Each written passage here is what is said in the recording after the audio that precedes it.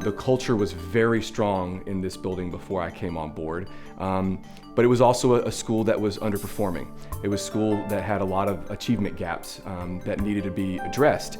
And this work was, I knew, going to be perfect for the culture that was kind of already built here and the people that were here, but also perfect for the kids that we needed to close some gaps for. Now what we see teachers doing in our planning periods during our PLCs are very sacred. Every day for an hour, we come in with our norm set, our agenda set, and we are ready to do the living the lesson cycle. The planning behind, based from the data that the teachers are doing, is changing instruction.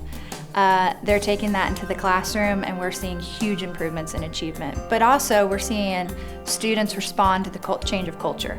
And so I wanted to make sure right out of the gate that we were all in this together. This wasn't something that was just going to be pushed on the teachers. It was a collective group that were going to attack this work. It was a lot of hard work throughout the whole year, just because it was a learning curve for all of us.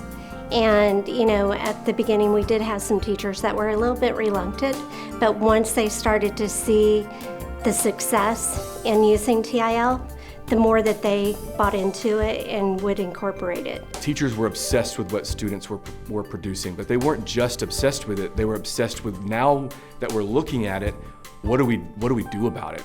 And TIL provides those next steps, right? So often we look at the student data and we notice gaps and we see that there's something that we need to fix. So now we're engaged in really paying attention to what students are producing in the classroom and what to do with the data, setting our action steps for what will we do next, now analyzing student work. The data that impacted our students the most, because our teachers were quickly making adjustments for groups of students and individual students. The advice I would give any teacher or any campus that's considering bringing TIL is that have an open mindset, have a growth mindset, and think of it almost like you're getting a box of jigsaw puzzle pieces at first, but you have an amazing instruction booklet. And then when you're at the end of the year and you look back, it's a beautiful picture of growth on our campus. First of all, you got to be in the work with the teachers and the instructional coaches. As a school leader, you have to be the model of this work. You need to be vulnerable in that work. And you have to acknowledge too that you're not perfect at it. I'm not perfect at it. A lot of these strategies, I still would have action steps on, just like the teachers would. And that's okay, you have to talk about that, what your strengths are, what your weaknesses are. But you have to be right there alongside, locked armed with your teachers with this work. One of the biggest changes that I've seen is that teachers want feedback. They actually come and solicit it now. And so they've gotten so used to us being in their classrooms and being in planning that when you're not there, they're like, hey, wait a minute. You know, this feels odd.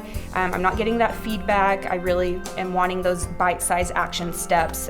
So that's been a very big change. The beauty of it was the teachers themselves started putting pressure on each other to if they weren't in, they would go and say, you got to be all in on this. And they would share the things that were going great for them. We know that it's going to be hard. We know that it's hard work. But if you just trust the process, we'll eventually get where we need to go. Because the bottom line is, what are we going to do to facilitate the best things for our kids? And all teachers have that in mind. They know that we're going to meet the needs of the kids. And this process will help you. It'll actually give you the tools that are necessary to see your students grow. The little boy that came to me and said, Mr. Hunter, why are you got all these teachers checking my work? And although it was amazing to hear his reflection, it was also like, I can't believe the student didn't notice that before. But now he has noticed that, man, these teachers are just obsessed with all the work that I'm doing.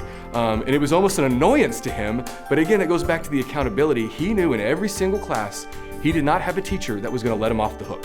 He knew in every single class, I had to do the work because the teacher wasn't just going to check it. That teacher was going to give me feedback on it. And if it wasn't up to a mastery standard, she was going to make me redo it. Or pull me into a small group, or make me come to tutorials, because that teacher knew exactly where they were. And the kids recognized that.